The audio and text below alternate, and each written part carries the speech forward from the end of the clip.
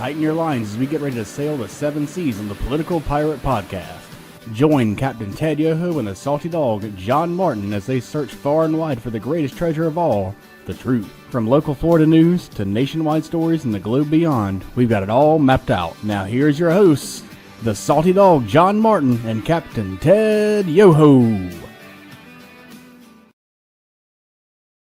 Welcome to the Three Ps with your co-host here, the captain of our pirate ship, Ted Yoho, and of course my co-host, Mr. John Martin, the old salty dog. Good morning, Ted. Good morning, John. How are you doing there?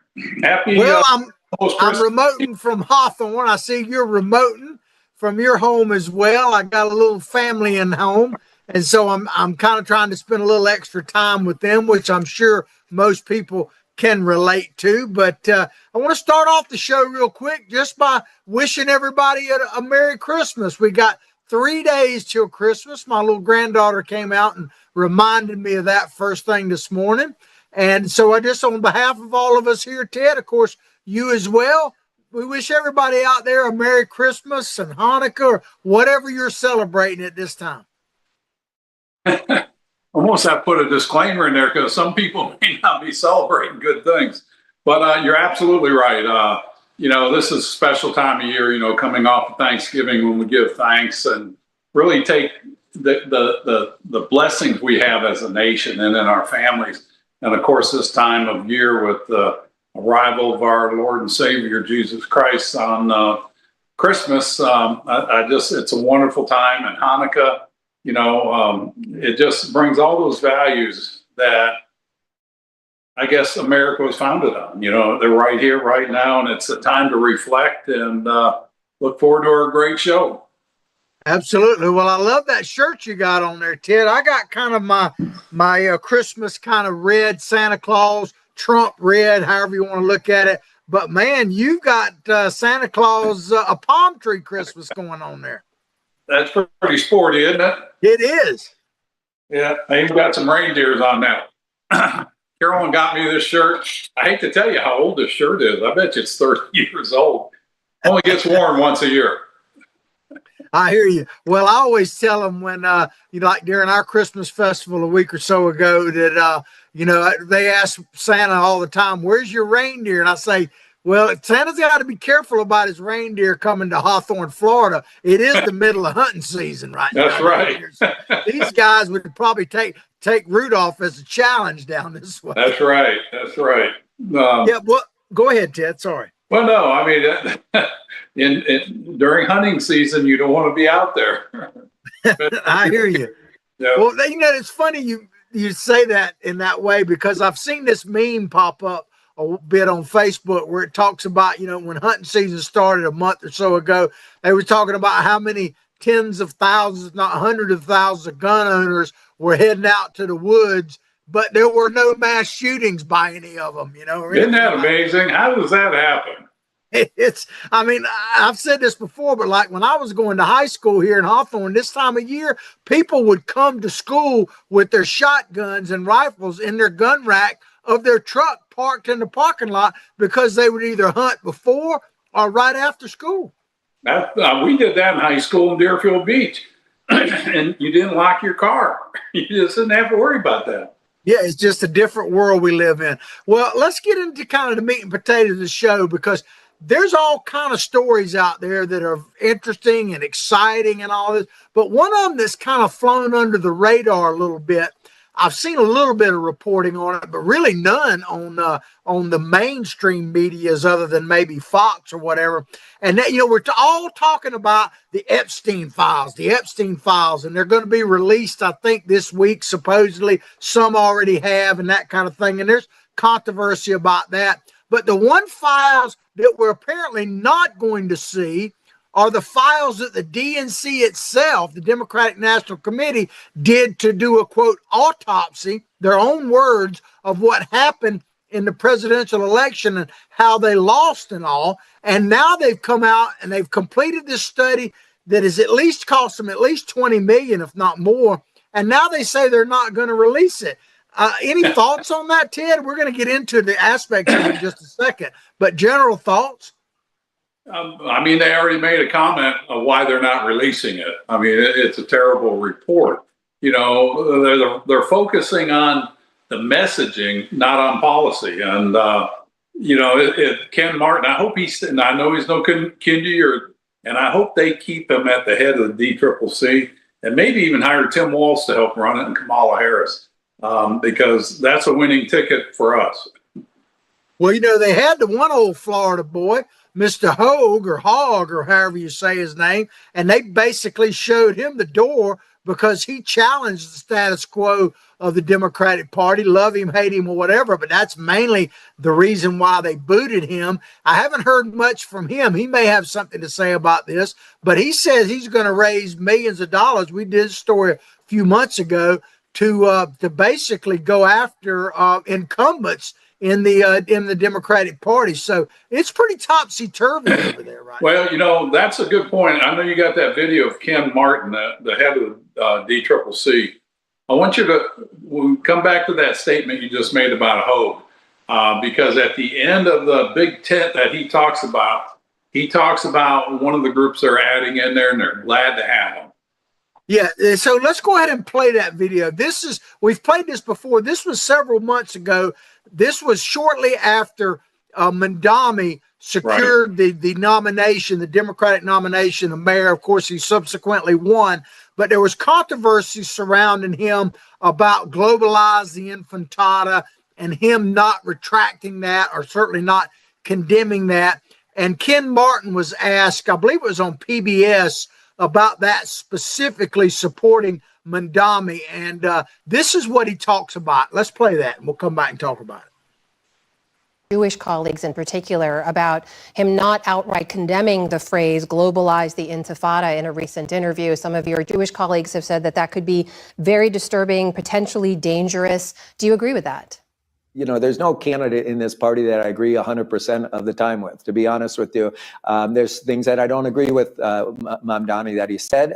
But at the end of the day, I always believe, as a Democratic Party chair in Minnesota for the last 14 years, and now the chair of the DNC, that you win through addition. You win by bringing people into your coalition. We have conservative Democrats, we have centrist Democrats, we have labor progressives like me, and we have this new brand of Democrat, which is the leftists. And we win by bringing people into that coalition. And at the end of the day, for me, that's the type of party we're going to lead. We are a big tent party. Yes, it leads to dissent and debate, and there's differences of opinions on a whole host of issues. But we should celebrate that as a party and recognize at the end of the day, we're better because of it. That is the chair of the Democratic National Committee, Ken Martin, joining us tonight. Ken, thank you so much for your time. Good to speak with you. Thank you, Amna.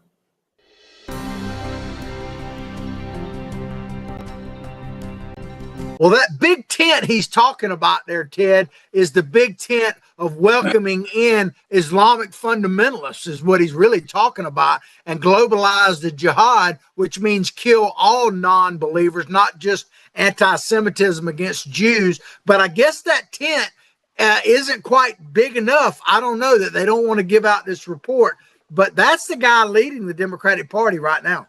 It really is. And if you listen to what he says, I think it's very important, because what he's saying is, we want everybody. We want the conservative Democrats, the centrists, the labor Democrat like he is, which are really socialist, if not Marxist, and then the leftist. He wants the leftists. So they'll take anybody to go against the Republican Party. And the Republican Party has lots of flaws in it too. But what he's saying is, they'll welcome anybody, even anti-American people, anti-American parties, into their party. There's no room for that in the Republican Party. You know, we stand for the constitutional, the constitutional republic that our form of government is. Everybody confuses and says it's a democracy. In theory, it's a democratic process. So that's where democracy comes from. It's a constitutional republic, and you can go, I mean, you can go to the CIA or the government websites, Encyclopedia Britannica. It tells you the form of government we have. Hell, even Wikipedia has it correct this time, and they call it a constitutional republic. But the Democrats, Ken Martin, he wants anybody, even if you're here to destroy America. And I think that's a very telling sign of the direction and the confusion they have. The other thing about that video, excuse me, is he talks the typical talking points of Democrats. You know, the big, beautiful bill, people are going to lose their health care. They betrayed seniors because 25% of the nursing homes will close. And they love to do the fear mongering. Children, 4.2 million are going to lose their nutritional assistance. The disabled, 17 million kicked off of their health care. Rural America is going to lose over 300 rural hospitals, 1.75 million construction workers. Jobs alone will lose. And it helps the billionaires and the rich. I mean, the billionaires. It's the same thing, John, that they've been saying for the last 5-10 years. And why people are ignorant enough to vote them in power, knowing it's getting more leftist and more radical. It is anti-American. And that's where I've kind of drawn a line. If you support that party and their ideals of the modern day movement, you're anti-American, and you don't have room in this country. Yeah, well, I love how he says conservative Democrats are a part of their tent. Well, tell that to Joe Manchin or Kristen Sinema, or whatever her name was. Daniel Lipinski. Daniel Lipinski was a moderate Democrat out of Pennsylvania. A nice guy, just a nice guy. And they ran him out because he was too moderate. Yeah, well, what about the current governor of Pennsylvania? How they Kamala Harris basically admitted that he wouldn't have been a good fit for them because of the fact that he was somewhat conservative and everything else. And they went and got Tim Walz. I mean, my God, if there's any conservative Democrats left out there, and I'm not talking about people who are members of the Democratic Party, I'm talking about the leadership. If there are any left, I'd like to hear who they are, because they're certainly being muzzled and quieted. I mean, for God's sakes, they even made a conservative Democrat, if you want to call it that, out of Chuck Schumer. You know, he's terrified of them, and he's far from a conservative Democrat. But, you know, he literally supported shutting the government down when we know he wasn't for that, because he said that he wasn't for that dozens of times.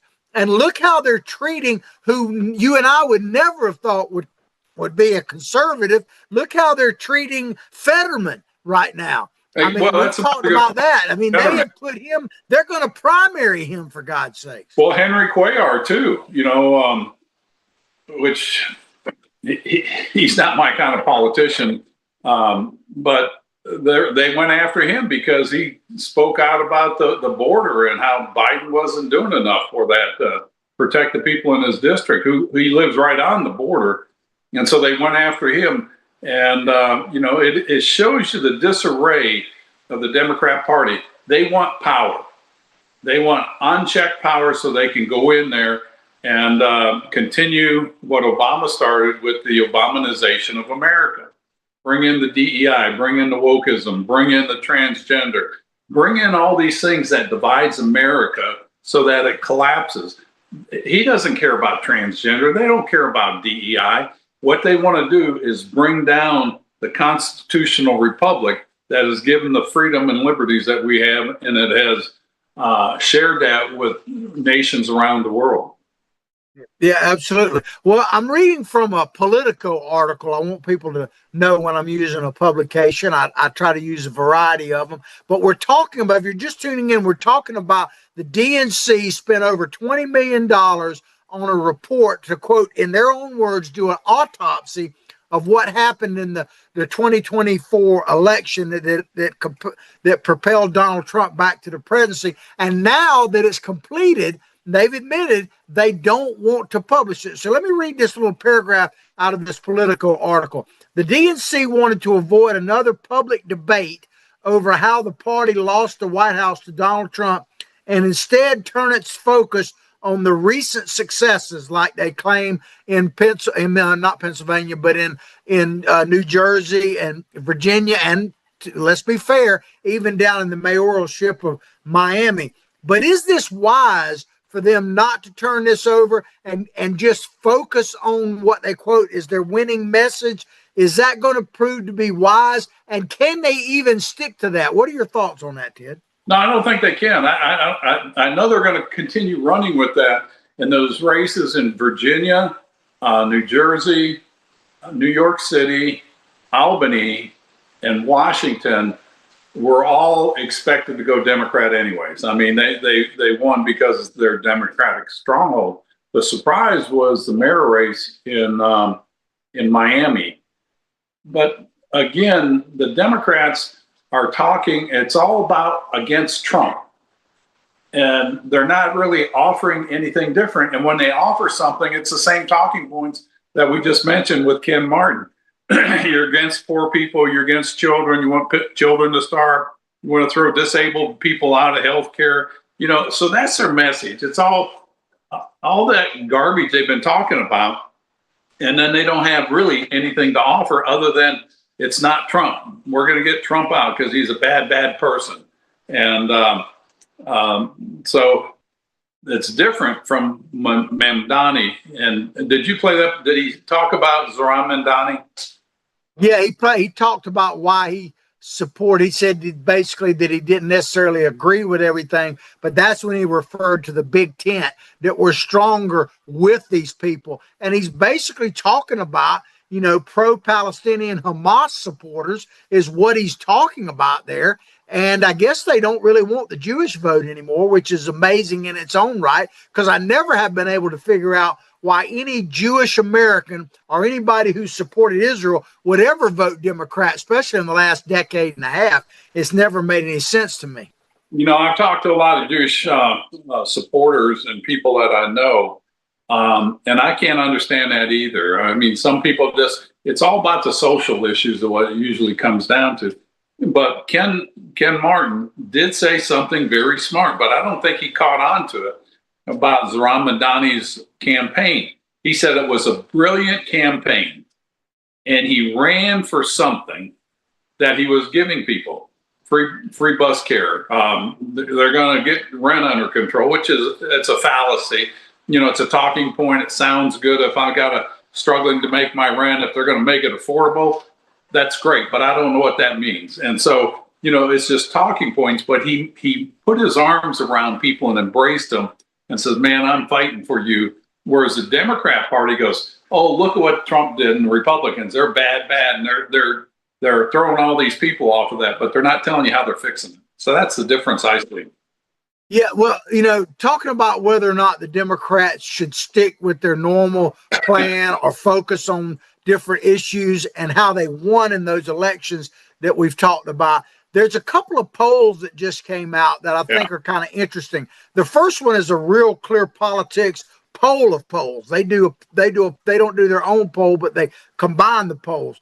And it's interesting because what had been a net 5.5 lead for the Democrats in a generic, which means Democrat versus unnamed Republican, doesn't matter, at the beginning of the month has now been cut in half to just 2.7 point lead. So they were gaining traction, but now they're not.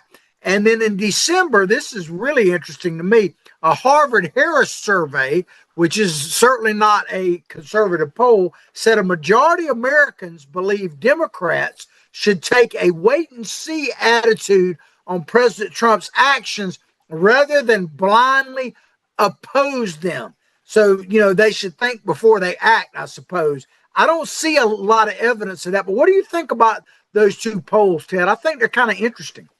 They are, but I think they're the wrong message because they're reporting on the way things are and say they should wait and see what Trump's going to do and then run against that. What they really ought to do is craft their message and run on what they're going to do and not wait. But, you know, I'm glad they are waiting on that. And that's why you're seeing their numbers drop like that, because they're not standing for anything. They're standing against stuff. And again, I think there's a lesson to be learned on Zohran Mamdani.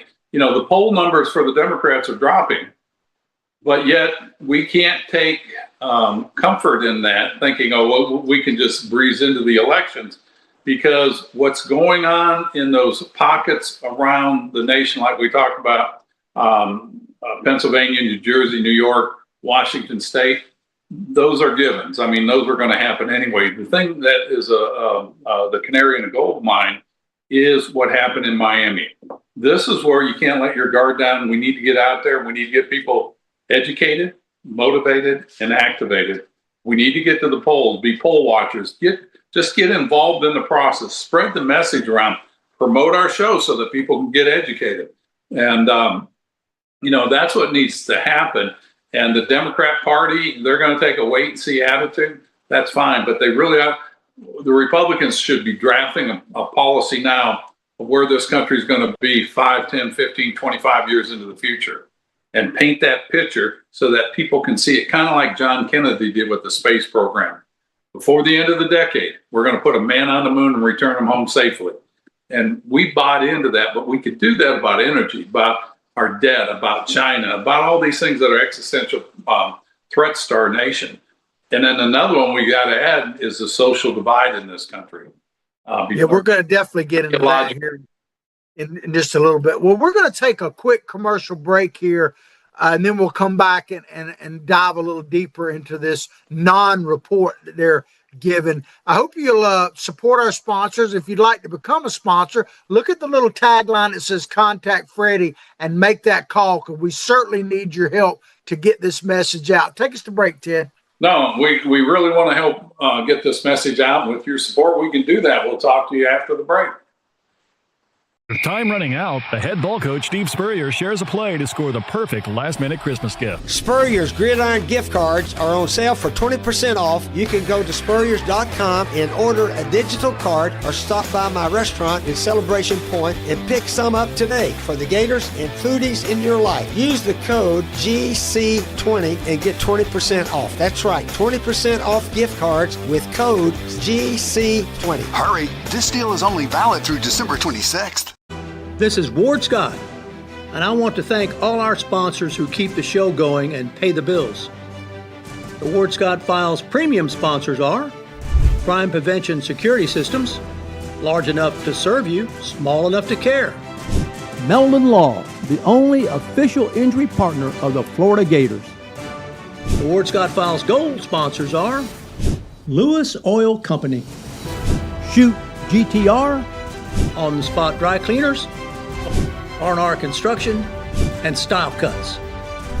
If you are interested in promoting your business on the show, you can visit our website, www.wardscottfiles.com, and click on the Advertise Here banner on the right side of the page, or call my friend Freddie at 352-284-3733. Again, thank you to all the great businesses that support the Ward Scott Files. And remember, if you like the show, thank our sponsors and support the businesses that support us. What you just said is one of the most insanely idiotic things I have ever heard. Everyone in this room is now dumber for having listened to it. May God have mercy on your soul. Ward, that very much surprises me that you've never been tased. You can't handle the truth! All bees poop. A warthog. He's going to come up the steps. Here he comes. Oh my goodness, and he's huge. Hello, boy. I wonder if we can pet him. Hi, boy. Can we touch him? No, don't. Help me! Help! Help! So, Ted, I got to ask you, are you going to invite the warthog over for Christmas that we just saw and pet him? I mean, he might use some veterinary care for Christmas. We'll invite him over for dinner. He might be dinner in Hawthorne, I can tell you that. But when we went to break, we were talking about this files that are not going to be released. And no, we're not talking about the Epstein files. We're talking about the DNC, Democratic National Committee, that spent $20 million on the autopsy of the 2024 election. The report is in, but they will not release it to anyone, the press included. And I've been reading to you from a Politico article, but I want to read this statement again that we made. There was this poll that came out. from a Harvard-Harris survey says a majority of Americans believe Democrats should take a wait-and-see attitude on President Donald Trump's actions rather than blindly oppose them. And so I say, think before you act. And Fetterman, I don't know if you saw this, Ted, but Fetterman's coming under a lot of heat, John Fetterman, because he just said this past week that he doesn't root against the president. He wasn't just talking about Trump. He was saying in general, but yes, about Trump. He doesn't believe in just automatically rooting against the president because when you're doing that, in his opinion, you're rooting against America. And I've even heard people on the right talk about this as well, but certainly on the left, they will say when such and such is elected, you hear it all the time about President Trump. Well, he's not my president. He's your president. Right. And I have never subscribed to that, even when I was adamantly opposed to a sitting president. It's still my president, period. Well, you're a good man. I mean, because we're stuck with whoever it is. I'm not going to incriminate myself. But, the Democrats doing that poll and that study and not releasing it, it kind of reminds me of when they went out to California and spent millions of dollars to learn about what was wrong, what went wrong with the election, what was wrong with our messaging, and they had a love fest out there. And it also reminds me just the attitude of that type of mindset. There was a researcher that got a grant from the NIH, National Institute of Health, for $10.3 million. And it was to study transgenderism and, kind of treatments in that. But at the end of the study, it found out that transgenderism and embracing that and giving them treatments led to higher suicides. And it was a bad study. It wasn't the results they wanted. So the doctor that did this study would not release the report. She spent $10.3 million of our money, but wouldn't release it. That's kind of what the Democrats are doing. They did the report, and they're like, "Oh crap, we don't want this to get out in the public, so we're going to just not mention it." Well, I was going to mention this later, but after you said that, I might as well talk about it now. Did People I spur ask another me thought? why I left the Democratic Party, because I was a lifelong Democrat, was born into the Democratic Party. My parents were very active in it. My dad was a very prominent political figure in it. So I was surrounded by the Democratic Party, even though the first person I ever voted for president for was actually Ronald Reagan. So I guess I was a little bit of an outlier all along. But I was sitting at a DNC, a DEC meeting, Democratic Executive Committee meeting, and they were talking about an election, and they never talked about the policy. They were talking about the message. If they just got the message right, that they would win. And it had nothing to do with what they were actually doing. It was all about messaging. And this was over a decade ago. And I just couldn't take that anymore, because to me, policy actually matters. And I'm not saying, Ted, that the Republican Party has it all together. But I told people at the time, at least there are a few in the Republican Party that are asking questions. And to be frank with you, Ted, it's one of the reasons why I have openly supported you for years, because you fell into that category of people who would challenge the status quo and actually asking, well, where's the money coming from? Where is it going? No one in the Democratic Party was asking those questions. No one. Well, I appreciate you saying that. That makes me feel good. We ran on purity of purpose. We wanted to fix things, and very few people up there wanted to. But if we go back a couple months where we were talking about that chief strategist for the Democrat Party, he goes, "We don't care about the facts. We don't care if if what we're doing is right. We just want to win." So it just amplifies what you just said. It's all about the messaging. They don't care if it's right or wrong. As long as they win and they get power, that's all that matters. And on the Republican side, I saw with Kevin McCarthy, it was all about the messaging. He didn't care about the policy. It was, we got to win. This is a good message. If we give this message out, it's going to hurt us. If it's the thing that's the right message is what you need to do, and stand by it. Tell people why you made that decision and stand by it and get them on your side. But it's just, that's what I didn't like about politics. And I think that's why you're seeing, I think it's 52 members of Congress are leaving. They're fed up with it because nobody's trying to fix anything. It's all about messaging. And the Republican Party, they're better at policy and doing the right thing, but they have a long way to go also. Well, I've said this before. We need a new mindset in politics. And as long as you're trying to win for a party, it's like Ken Martin, we're going to have a big tent. We're even going to put the leftist radicals in here just so we can win. You know, we got to get away from parties, and we need to put America first and say this is best for America, regardless of your ethnic background, your party affiliation. This is where the direction of this country is going to head. And that's why we need leaders that are looking 15, 25 years down the road to take our country in a direction and get away from party politics. Well, you've heard me say this before, but as I say, if I say it, it bears repeating. A big Sidism that I kind of think describes Donald Trump to a certain. My dad used to say that anybody can take people where they want to go, but a true leader takes people to where they need to be. And I think that really is the essence of Trump's power, really. He's taken us to where we need to be. He really does. I mean, and I think that's wise, a wise citizen, you know, because that really is the purpose of a leader. You know, you got elected for a reason. People believed in you, and then move in the right direction and make sure it's the right direction, and you're not doing it for personal gain. You're doing it because it's the right thing to do.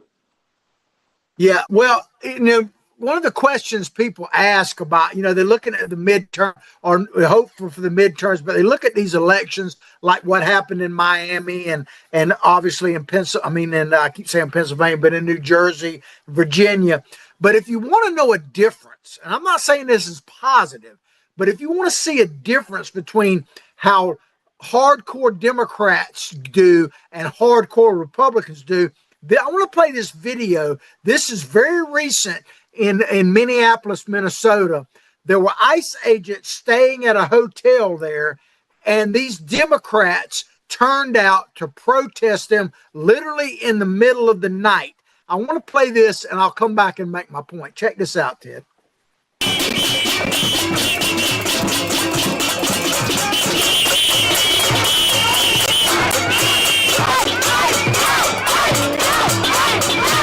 We have confirmed the fact that ICE agents are staying at this hotel. We're here to demonstrate, to show the Trump administration and to show the management of this hotel that we will absolutely not stand for having ICE in our community.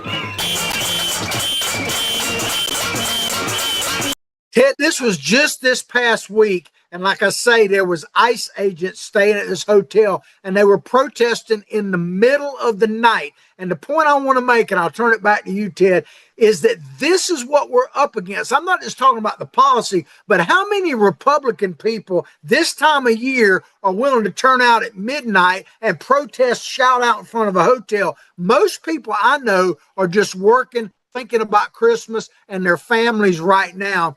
But this is what we're up against, Ted, this type of activism.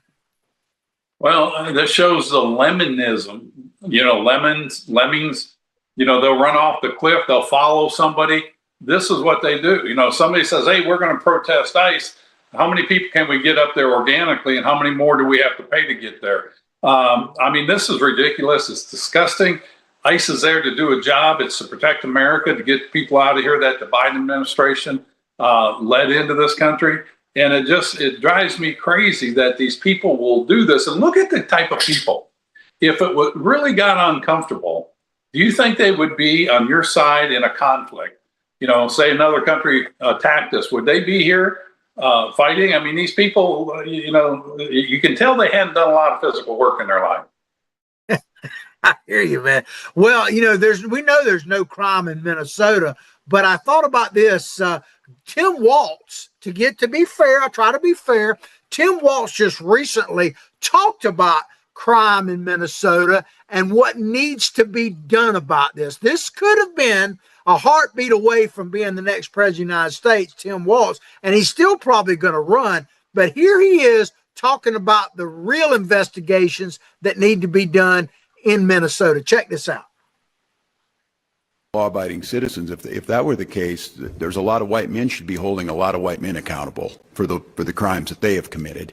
I think for the community to maybe educate their population, because I think what you're seeing here is there's secondary victims in this, that there's providers inside the community that are then victimizing the community themselves by signing them up, because when we're going to some of these people, they're like, and there you have it. It's old white dudes that need to be investigated. Is there anything that old white dudes aren't really at fault for, Ted? Because it sounds like if you listen to the Democratic Party, they are all, it's old white dudes like you and me are the problem. I mean, it's crazy. They really are. And you think of that mayor of Minneapolis, the guy that was the apologist for the shootings up there and embracing the Muslim community, the Somalian community. You know, they're kind of like Schumer. Schumer will embrace the radicals just so he can be part of the club. And that's what Walz is doing. You know, instead of saying, you know, what happened here was wrong, we're going to investigate it, we're going to hold these people accountable. But for him to go to that and, well, we need to investigate white people. Well, you need to investigate anybody that is doing stuff bad like that. And it's this divide we're seeing in our country, John. And I'm reading this book on Alexander Hamilton. And I came across something, and this was before he wrote the Federalist Papers. And it says, unless the central government's hand was strengthened, and this is before they had a central government, Hamilton asserted, states would amass progressively more power until the Union disintegrated into secessionist movements. Think of California. Think of Indiana or Illinois with Pritzker. Think of these like Letitia James up in New York. You know, they want the power to the states. And then he goes on to say, smaller confederacies or a civil war will happen. He especially feared the populous states would indulge in separatist designs and take advantage of commercial rivalries or boundary disputes as a pretext to wage war against smaller states. He goes on, and there's one thing in here really important. It says, when you don't have a strong government, you got to worry about a strong government, but if you don't have a strong central government, you get chaos. And that's what we have in California, Washington State, Oregon, Indiana, and we don't need it anywhere. And that's why you need to have the rule of law, and what Donald Trump is doing is right. And for these people, I was going to say something bad, but I'm not going to. It's Christmas time. For these people in Minnesota and these other states going after ICE, putting them in harm's way is wrong, when they should be standing on the side of the United States of America and get the people that are bad out of the country. Well, Ted, I told you this while we were in break, but I want to tell everybody about this because the latest statistics coming out of Minnesota about all this fraud is really telling. They're saying it could be as high now as $9 billion with a B billion dollars. A good chunk of it flowing through that Somali connection. And what's really fascinating about that, if true, I'm saying if true, $9 billion in Minnesota alone, well, the entire GDP of the country of Somalia is $12 billion. So that gives you some idea of the level of fraud that they suspect happened in Minnesota. Yeah, I guess we can only thank the Joe Biden with the big, beautiful bill, or the Build Back Better. His was Build Back Better. And I can just see him saying, it's working. It's working. It's working. Ricky Joe is working. So don't, the bottom line is for everybody is don't hold your breath to see this Democratic report, because it'd probably take an act of Congress to get them to release it, if then. Yeah, that'll work real well, kind of like the Epstein files or any of that other stuff they're going to do a report and let out. Yeah, I want to see some Democrats stand up and say, I'm resigning from Congress unless they release that DNC report. I don't think that's going to happen. Well, there was a very exciting event. We're going to switch gears now, that happened over the weekend. It was the Turning Point USA, what they call America Fest, and it was started by Charlie Kirk. This was obviously the first one that came out since his tragic assassination and death and all that kind of, what an accident, by the way. but it was a spectacular event, and it had some great guest speakers. Charlie's legacy is really alive and well. I want to encourage people to watch all the speakers, but I'm going to play a few snippets in just a moment. Well, what were your thoughts on what you may have seen during this weekend? I didn't watch it. I've read some stuff on there, and I'm mixed. I don't see the focus that Charlie Kirk had. They're going through growing pains for sure. His wife Erica is doing the best she can to bring this forward. It's going to be interesting because you're seeing the factions in there. The Ben Shapiro's and Tucker Carlson going at each other. In fact, I watched snippets of both of those, and I thought Ben Shapiro was spot on calling out Tucker Carlson like that, the way he did. I've got a lot of respect for Ben. I've met him, just a sharp mind. And so I see that divide in there. And, it's going to be interesting. Is it going to fracture, splinter off, and different factions coming out of that?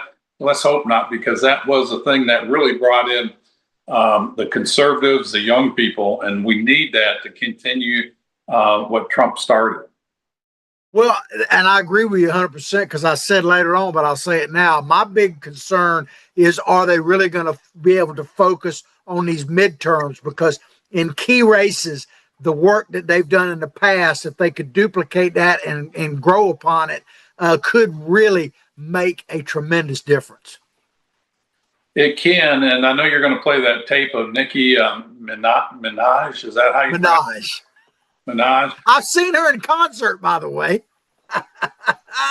I'm pretty diverse, man. What can I tell you?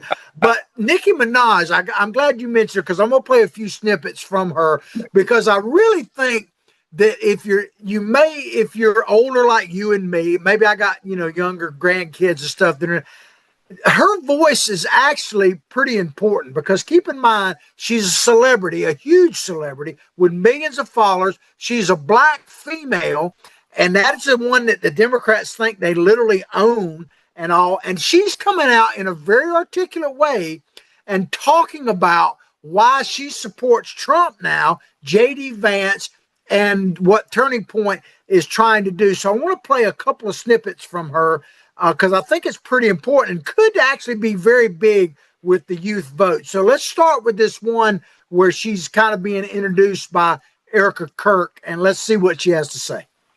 The current administration, what has been maybe the biggest surprise for you, or something that you just really has been put on your heart that you've learned about our president and our vice president? Well, I have the utmost respect and admiration for our president.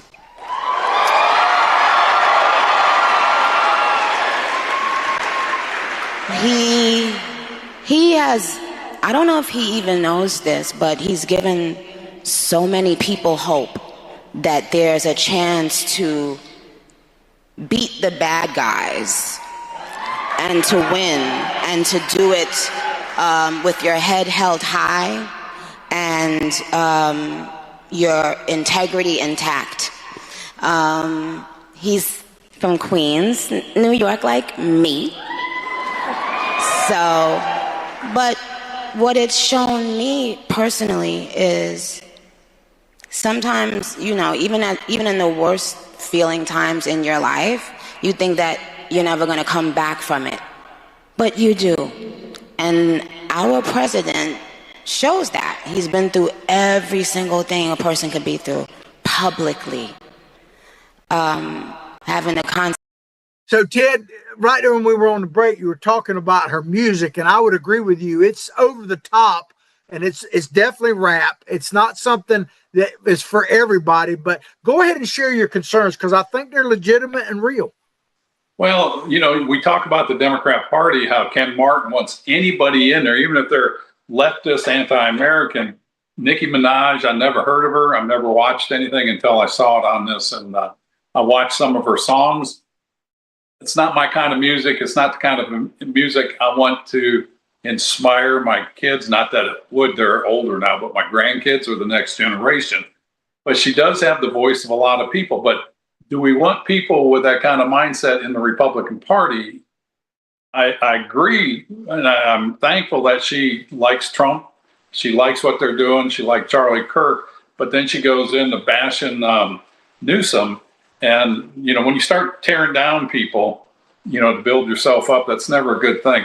That's just my personal feelings. She's got a huge following, a lot higher than mine, so more power to her. Well, you always inspire me on certain things, Ted. That's my job. While you were just saying this, I was thinking about it, and you got an excellent point. I can't disagree with you, but I would point something else out. We just had a tragic death of Rob Reiner, killed apparently by his son and all that.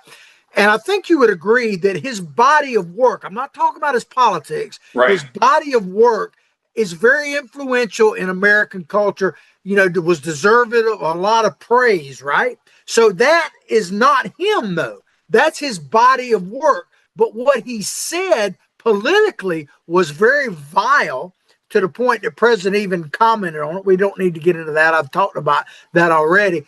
But what I'm saying, my point being that I can separate the body of work, because a Few Good Men and stuff like that Rob Reiner put out were incredible movies, but his politics were type that would, in my opinion, ruin the nation. Whereas Nicki Minaj's body of work, you could say maybe very vulgar, but what she's actually saying she believes in and is willing to take a chance, which is really a chance in this industry, I think is more important than her body of work. But that's just the way I see it. Well, I understand what you're saying, but there's also that saying that your actions speak louder than your words. So we'll see where that leads to. If she can bring and rally conservative young people, I was going to say they don't even need to be conservative. They need to believe in what America is, and support our constitutional republic. As we've talked about before, the face of America is changing. Obviously, Nicki Minaj is a large following. I don't know her. She came from Trinidad, Tobago area. I had an alcoholic drug user father that was very abusive. If she can inspire the next generation that embraces those founding principles and core values of America that makes America America, more power to her, and I'll support it. Because I'm sure there's plenty of things I say that are very offensive to people, and so I can understand that. But your point about Rob Reiner was spot on. Yeah, and so I want to play another quick snippet of something she said, because she's describing the President Trump's administration and J.D. Vance. Check this out.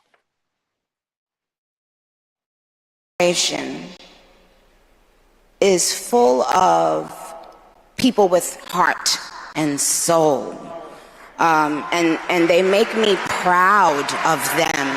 Our vice president, he makes me, I love both of them, but they're both powerful men, smart, strong, all of that, but both of them have a very uncanny ability to be someone that you relate to. I can relate to them. When I hear them speak, I know that they're one of us. Well, Ted, I want to say one more quick thing, and I'll turn it back to you, because I was thinking about this as we were listening to Miss Minaj talking there. You may be right about what you're saying. I'm not saying you're wrong, but think about it this way. If she can bring people to our side, at least to listen to what we have to say, then maybe it's up to us and people like us to educate, motivate, and activate them. Because if we just leave that group of people out there on the side, someone is going to motivate and activate those people and educate those people. So maybe this will be an opportunity, just maybe, for conservative people to reach out to these younger people if we get their attention and show them there is another way, and there's a history of America they might not even be aware of. No, I think you're right on that. And, I'm old school. And I didn't adapt to the times, so my time on earth is coming to an end quicker than the younger generation. But if she can bring them And I don't want to use the Republican side or the conservative side to the American side, because America is going to survive way longer than us, we hope. And we're coming up on 250 years. We've got to rally around America, the founding principles, core values. And if she can bring people to do that in her own way, I think it's the right thing to do. Well, we only got about 5 or 6 minutes left in the show, and I want to get into this story because it's about foreign policy, and I know, Ted, that this is important to you. But Secretary of State Marco Rubio sent out a memo, and he also then backed it up. Basically, he's telling European leaders that if they don't watch out with all the culture changes they're having with all this migration there, which is kind of happening here as well, that they're going to lose the very fundamentals of their society, which inspired America. And we may not be the same type of allies, I'm paraphrasing, but basically he's saying that if we lose our cultural heritage together, that we could essentially lose our ability to support each other. What are your thoughts on that? I think Marco's right on. And, people are, clamoring for J.D. Vance to follow Trump. I think Rubio would be a better one. And just because he's got more experience, I think he's more of a thought leader, especially when it comes to foreign policy. And if you don't have strong foreign policy, you don't have strong national security. If you don't have strong national security, you don't have a nation. And what Rubio shared with the Europeans, it couldn't have been said better. You've heard me talk about that book, The Miracle of Freedom, the 7 tipping points that saved the world.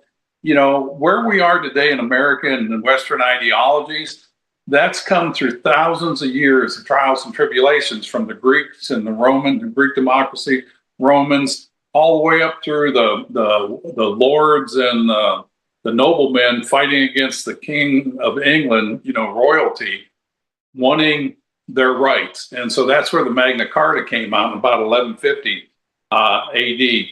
And then from that, the Mayflower Compact. So all these trials and tribulations, and it finally led to the Bill of Rights, the Confederate Articles of Confederation, and then we had the Declaration and the Revolutionary War that led to the Constitution. So all these things are right, and it's the Western ideologies that have made Europe what it has and made the United States and any free liberal democracies like we have. And it's being eroded, and it's following exactly what Samuel Huntington outlined in the Clash of Civilizations. Europe has lost their culture, and when you lose your culture, you lose those traditions, and that's what the left is trying to do to our country. Get rid of God, get rid of the nativity scene, get rid of Christmas, it's racist. All these crazy things that faction of political mindsets want to take away from America. If we get away from our heritage and our traditions, John, the country crumbles. Look what they did to the American family. When you take the father out of the families crumble. And so Rubio's right, and he said this to the Europeans in a very strong way, but it's the right way, and it's a wake-up call for them. Yeah, I love his response because several European leaders came out and criticized him. And this is what Rubio said about in a form of pushback. He said, you go to these NATO meetings and you meet with people, and what they will tell you, our shared history, our shared legacy, our shared values, our shared priorities, that's what they talk about as the reason for the alliance. And he went on to say that if you erase the shared history, he said, then basically you just have a straight up defense agreement like we might have with, Russia, for instance, or China if we had one. There's no common ground there. And I really think he's spot on there, Ted. He really is. And Marco gets it. I've got a lot of respect for him because if you do take those things away, John, all you've got is a transaction. And people, transactions are good until the transaction's over. It's those things that hold us together, the beliefs. You look at Taiwan, Japan, South Korea, all strong Christian nations, for the most part. Yes, they have other religions, but there's a strong fundamental Christianity in there. And Europe was that way, but now they're straying, and it's because of the influx of Middle Eastern immigrants that have come in there and brought in Islamic teachings, which survives on Sharia law, and it erodes the traditions. Look what they're trying to do in this country. You know, a nativity scene they're taking out, and that political hack at a church. They had the nativity scene, and they arrested baby Jesus and put masks on. Crazy. I mean, they're doing anything they can taint the image of America and saying how bad it is. But by God, the only reason they can stand up and have that voice of freedom of speech is because of these rules and laws and the trials and tribulations that got us here. So it's wake up. We got one more video I want to play real quick. It's Quigley Down Under, because I think that this addresses the situation with Europe about as well as anything. And when we come back, I'll let you take us out, Ted. Check this out, and we'll be right back.